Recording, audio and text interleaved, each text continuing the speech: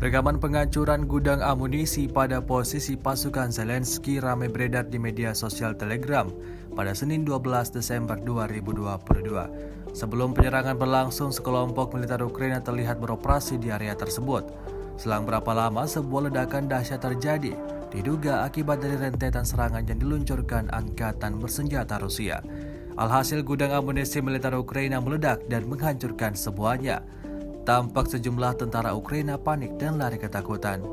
Hingga video ini beredar, belum ada tanggapan resmi dari pihak militer Ukraina. Rusia melaporkan 341 pesawat Ukraina, 181 helikopter, 2.647 kendaraan udara tak berawak, 393 sistem rudal anti pesawat dieliminir sejak awal operasi khusus. Dari kubu Kiev, Kementerian Pertahanan Ukraina melaporkan 380 tentara Rusia dieliminir dalam 24 jam terakhir.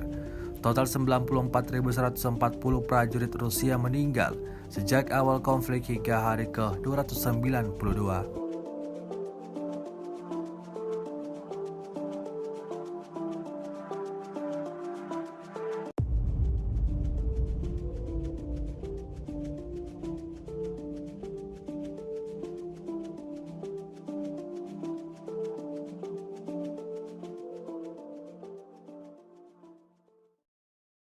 Terima kasih sudah nonton. Jangan lupa like, subscribe, dan share ya.